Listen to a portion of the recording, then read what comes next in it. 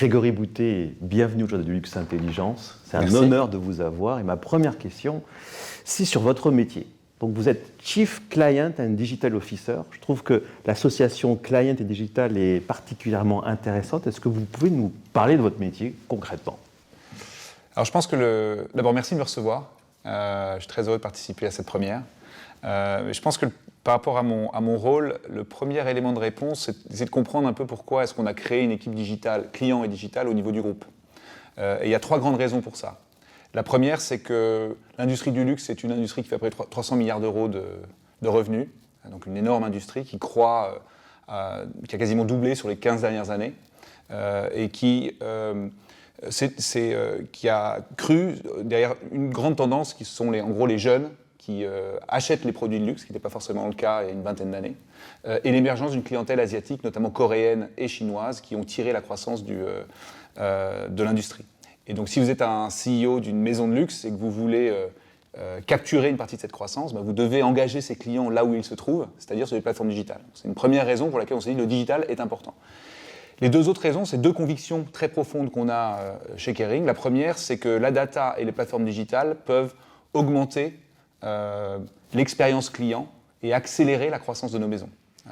Donc ça, c'est une conviction forte que l'on a au niveau du groupe, que évidemment je porte, mais que M. Pinault porte également très fortement. Et la dernière, et c'est pour ça qu'on a créé une équipe au niveau du groupe, c'est qu'on pense qu'il y a une opportunité de mutualiser certaines ressources pour offrir à chacune des maisons, quelle que soit leur taille, les meilleures des solutions qui existent en termes de data et en termes de plateforme digitale. Donc c'est pour ça qu'on a créé cette équipe il y a maintenant près de 5 ans et demi. Et j'ai contribué à recruter ces équipes qui sont essentiellement basées à Paris, mais qui opèrent sur l'ensemble du globe.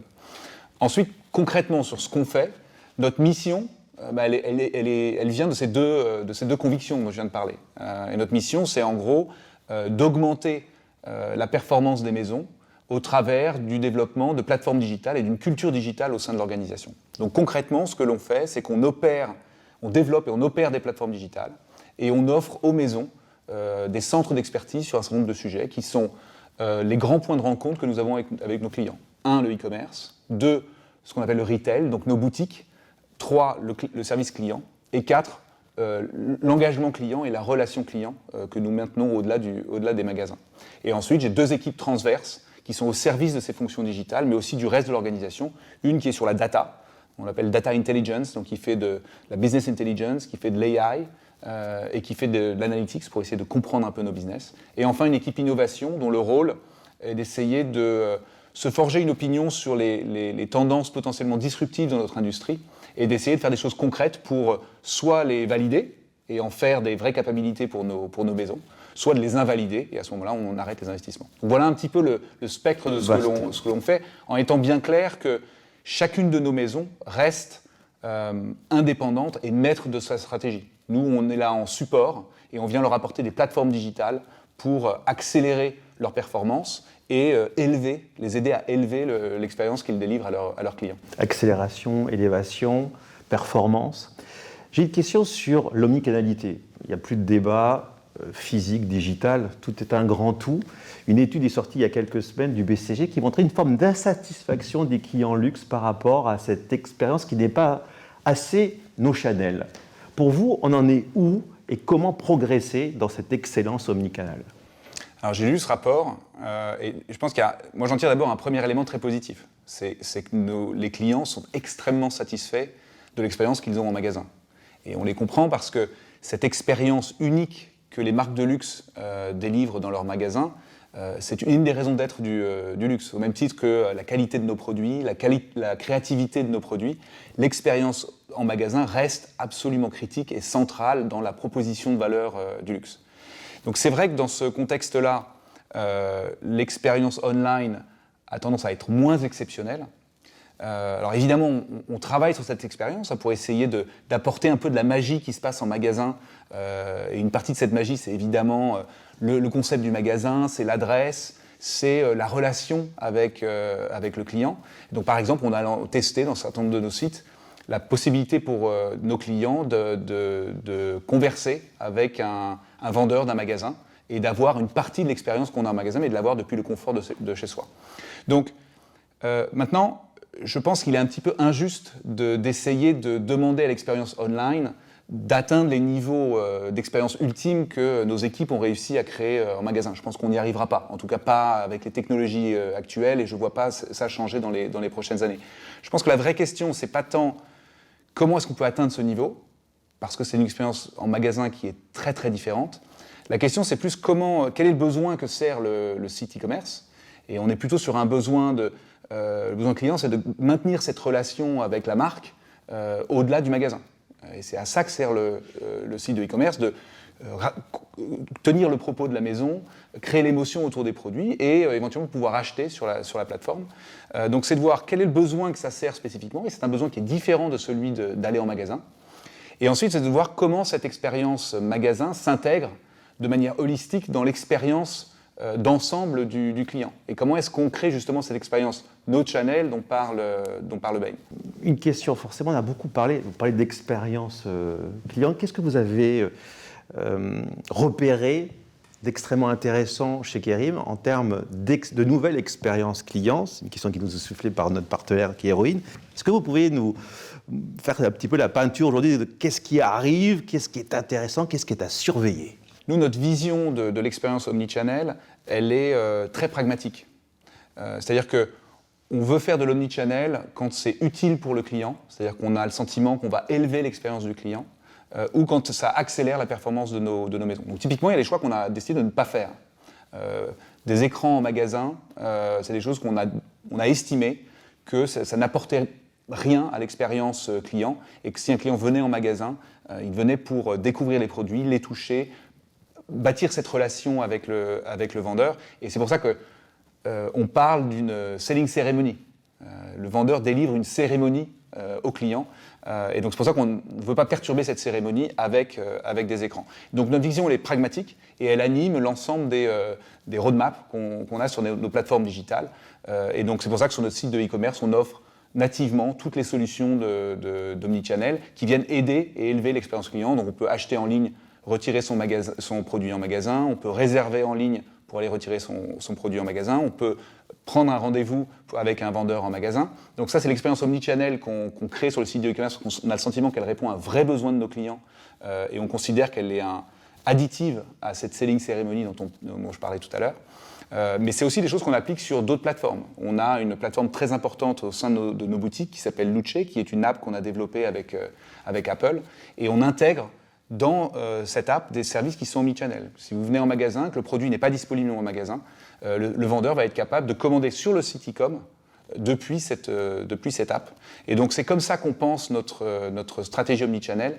Est-ce qu'elle élève l'expérience pour nos clients et est-ce qu'elle accélère les performances de nos maisons, justement au travers de l'élévation de cette expérience? Il y a un mot stratégique que vous employez souvent, c'est le mot élévation. Quelle est votre définition de l'élévation? L'élévation, je pense qu'elle est au cœur de la proposition de valeur du luxe. Et cette élévation, elle se traduit à toutes les étapes de notre chaîne de valeur. C'est une élévation des produits en termes de créativité, en termes de qualité des produits. C'est une élévation en termes de l'expérience. J'ai parlé de la selling ceremony en boutique.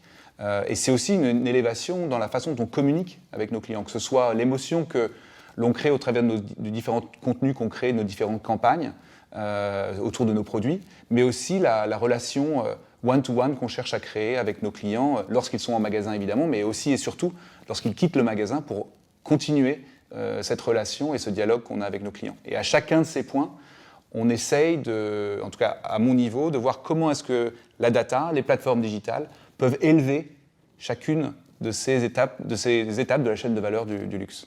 Alors il y a une gourmandise stratégique chez Kerim. Vous avez été vraiment à la pointe de la question Web3, en particulier avec la maison Gucci. Aujourd'hui, on en est où? Et j'ai envie de dire, c'est vrai qu'on a une image plus ou moins réelle du luxe, comme tout en retard en matière de digital, mais j'ai l'impression que depuis Covid, ce n'est pas du tout le cas. Hier, c'était le Web3, aujourd'hui sur l'IA. Donc, ma question, elle est double. C'est, du coup, aujourd'hui, le Web3, on en est où pour vous? Maturité, disparition, réinvention, et puis une dernière gourmandise avec vous, votre point de vue sur l'IA d'un point de vue pragmatique, parce que vous êtes une personne extrêmement pragmatique, on l'a bien compris. Alors, peut-être je vais répondre à la première question sur le Web3. Et avant peut-être d'aller dans le détail du Web3, rapidement, ce qui m'a frappé, moi j'ai rejoint Kering il y a 5 ans et demi, ce qui m'a frappé, c'est le côté très entrepreneurial de la culture de Kering, qui vient évidemment de nos fondateurs, hein, François et François-Henri Pinault, qui est toujours à la tête de la société, et qui ont insufflé ce côté très entrepreneurial de la culture. Et je dis ça parce que ça se traduit, d'ailleurs une de nos valeurs, c'est l'audacité. Chaque année, quand on fait nos revues de performance, on évalue l'ensemble des collaborateurs sur une de ces 4 valeurs qui est l'audacité. Et qui est, je ne vais pas le dire bien en français, mais qui est vous reconnaissez vous saisissez les opportunités et être capable de tourner des échecs court terme en succès long terme. Et donc chacun d'entre nous, chez Kering, essaye de... Et je pense qu'un secret de résilience, ça. Hein. Probablement. Et du coup, cette audacité, on la retrouve justement sur la façon dont on s'approprie les potentielles ruptures technologiques que l'on voit sur notre marché. Le Web3 en est une, mais on l'a fait sur d'autres sujets potentiellement innovants et parfois controversés. On l'a fait sur la seconde main, par exemple. Vous avez suivi, on a investi dans une start-up qui s'appelle Vestiaire Collective, qui fait de la seconde main de luxe pour justement essayer de mieux comprendre cette tendance et de voir comment est-ce qu'on peut transformer cette tendance en un service additionnel pour nos clients qui, là encore, permet d'élever l'expérience et d'accélérer la performance de nos maisons.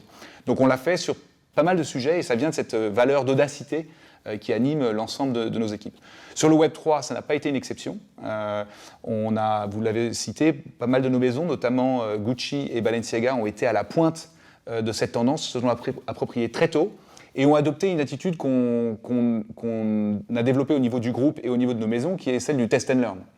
Et François-Henri Pinault le dit assez souvent, quand une nouvelle tendance apparaît, on ne fait pas du wait and see, on fait du test and learn. C'est-à-dire qu'on veut s'approprier cette technologie, la tester, la mettre face à plusieurs clients pour voir quelle est la réaction et de voir si, à terme, cette nouvelle technologie peut représenter une nouvelle capacité ou un nouveau relais de croissance pour nos maisons. Donc sur le Web3 spécifiquement, c'est vrai qu'il y a eu une mode très forte en 2022. Cette mode est retombée. Maintenant, quand on regarde les fondamentaux de cette technologie, il y a quand même des ruptures potentielles. Alors, on reconnaît que l'adoption est aujourd'hui extrêmement faible. Hein, mais il y a niche, quoi. Absolument, mais il y a surtout des ruptures technologiques qui sont extrêmement intéressantes, notamment en termes de la gestion de la data. Dans un monde Web3, la data est gardée par le client dans son wallet et plus la propriété de grandes sociétés tech ou même de grands retailers. Donc ça, c'est si les wallets devaient être adoptés de manière, les crypto-wallets devaient être adoptés de manière significative, ça pourrait transformer la façon dont on pense notre relation avec le client. L'autre rupture potentielle, c'est que pour la première fois, grâce au Web3 et notamment au NFT, un produit digital devient unique, qui était une des grandes limites du web pendant très longtemps, en tout cas des mondes virtuels, c'est qu'on créait un produit et il pouvait être copié à l'infini, et du coup perdait toute valeur. Donc là, pour la première fois, grâce au NFT, un produit digital peut être unique et donc avoir une valeur. Et donc comme le marché du luxe est basé sur l'exclusivité, sur ces produits extrêmement créatifs, rares, on voit bien comment est-ce que tout d'un coup, ces produits digitaux qui deviennent uniques peuvent devenir une nouvelle ligne de produits, et en tout cas un espace d'expression pour nos maisons. Et enfin, on constate que autour du Web3 se créent des communautés très fortes, et cette idée de créativité et de communauté résonne particulièrement dans l'industrie du luxe. Donc on pense qu'il y a des ruptures technologiques qui sont très intéressantes, encore très peu adoptées, mais on continue à tester. Vous l'avez vu avec Gucci récemment, là, qui a organisé une vente de NFT chez Christie's, pour bien comprendre cette technologie, se l'approprier et être prêt si l'adoption devait augmenter de manière significative. Une dernière question sur l'IA. Il y a une fièvre IA. Moi, ce qui me surprend, c'est à quel point l'univers du luxe s'approprie avec gourmandise, même jusqu'à parler d'IA et de créativité. Bon, sur la relation client, ça paraît une évidence. Quel est le point de vue pragmatique de Kering par rapport à l'IA ? Alors sur l'IA en général, nous on a commencé notre aventure il y a maintenant près de 5 ans, parce qu'il y a dans ces locaux ici une équipe de data scientists qui travaille sur un certain nombre de sujets, notamment en termes d'optimisation de certains de nos process, notamment sur la partie production et la partie réapprovisionnement de nos magasins, où on utilise des algorithmes de machine learning pour essayer de prédire comment les nouvelles collections vont se vendre et pouvoir, produire en conséquence, et 2, pouvoir réapprovisionner nos différents réseaux d'entrepôts ou de magasins pour être pour toujours avoir un produit face à la demande du client et s'assurer de produire le plus près possible des quantités qui vont être achetées pour éviter ensuite tout ce qui est sur stock. Voilà. Donc on utilise déjà de l'AI sur pas mal d'aspects de notre business.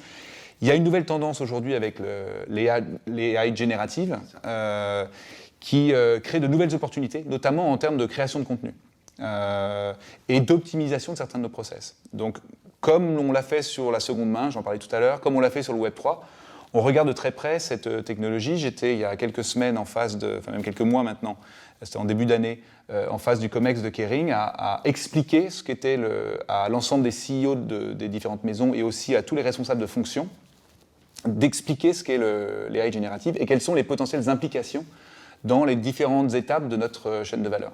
Donc, partout au sein des maisons, au sein du groupe, on est en train de regarder cette technologie avec beaucoup d'intérêt, mais toujours avec cette approche de test and learn, et pas du tout avec l'approche de ça va remplacer l'intégralité de ce qu'on fait. On reste très modeste par rapport à ça. Et donc aujourd'hui, il y a déjà des cas d'application concrets qui sont essentiellement des choses en termes d'amélioration de l'efficacité de certains de nos process. Donc je parlais de notre équipe de data scientists aujourd'hui, dans la création de leur code, pour les algorithmes de machine learning qu'ils créent, ils utilisent aujourd'hui l'AI générative qui va leur suggérer des lignes de code et qui va leur faire gagner une efficacité colossale. Donc ça, c'est une avancée très importante. Et je discutais avec un certain nombre d'entre eux récemment qui me disent que, alors qu'ils utilisent cet outil depuis seulement 2-3 mois, ils peuvent quasiment plus faire sans, parce que c'est un tel gain d'efficacité. Donc je pense qu'en termes d'efficacité de nos façons de travailler, on voit qu'on est sur la plateforme Microsoft en interne, et on voit qu'ils sont en train d'intégrer des modules de Generative AI sur les outils de productivité en interne, et on voit immédiatement l'impact que ça peut avoir en termes de résumé des réunions, en termes de résumé de certains contenus très longs. Voilà. Donc on voit d'ores et déjà des cas d'application concrets pour améliorer l'efficacité de notre façon de travailler en interne. Après, la question, c'est comment est-ce que doit-on et comment est-ce qu'on va utiliser l'AI générative pour des initiatives qui vont toucher notre client. Et là, on fait preuve de beaucoup d'intérêt, mais aussi beaucoup de prudence. Parce que, comme je l'expliquais tout à l'heure, la créativité est au cœur de la proposition de valeur du luxe. C'est la raison pour laquelle on existe, la raison pour laquelle cette industrie a autant de succès, c'est qu'on crée des produits qui n'existaient pas avant et qui résonnent auprès de nos clients et même de la population en général. Et ça, on pense que ça vient d'équipes créatives uniques. Et on constate que, certes, on peut créer de nouveaux contenus avec l'AI générative, ce qui n'était pas le cas auparavant, mais on trouve que ces contenus sont un petit peu uniformisés. Il y a une esthétique qui est là, qui se voit à l'œil nu. Il n'y a plus de singularité, du coup. Exactement. Et cette singularité, nous, la façon dont le portefeuille de marques de maisons de Kering a été construit, c'est justement des maisons qui ont une ADN, une communication, une créativité, une histoire qui leur est propre. Et c'est très important pour nous que cette singularité reste dans chacune des maisons. Et donc on fait très attention à la façon dont on va utiliser les AI génératives sur des applications qui vont toucher nos clients, parce qu'on ne veut pas toucher ce qui fait la raison d'être et le succès de notre industrie aujourd'hui. Dernière question personnelle, Grégory. Notre émission s'appelle Journal du luxe intelligence. Pour vous, l'intelligence, qu'est-ce que c'est ? Je pense pour moi, l'intelligence, c'est la capacité de s'adapter à un environnement. Et c'est quelque chose que j'ai dû apprendre, moi, dans mon nouveau job. Je suis arrivé, mon expérience passée était plutôt dans la tech. J'ai passé une quinzaine, voire une vingtaine d'années dans des startups avant de rejoindre Kering. Je découvrais l'univers du luxe. L'adaptation que j'ai dû faire, et je pense que je fais le lien avec l'intelligence, ça a été de non pas essayer de reproduire ce que j'ai fait dans les startups dans lesquelles j'étais, c'est-à-dire de vouloir remplacer certaines choses. On parlait du e-commerce tout à l'heure. Le e-commerce n'est pas là pour remplacer l'expérience en magasin. Elle est là pour s'intégrer, le site de e-commerce est là pour s'intégrer dans une expérience d'ensemble et de voir comment est-ce que cette brique peut contribuer à élever l'expérience holistique du client et accélérer la performance de la maison. Et donc, une bonne partie de l'intelligence pour moi, au-delà de la capacité à analyser, comprendre certaines choses, c'est de savoir quand il faut s'adapter et comment le faire. Et c'est ce que mon équipe et moi, qui avons tous un petit peu le même profil, essayons de faire au service des maisons pour utiliser notre connaissance de la data, des plateformes digitales pour aller venir servir le propos de la maison, l'émotion qu'ils cherchent à créer autour de leurs produits, autour de leurs marques, et de travailler avec elles pour augmenter ce qu'elles faisaient avant qu'on leur offre ces plateformes digitales. Élévation, adaptation, timing, voilà des beaux enseignements. Je vous remercie Grégory. Merci beaucoup.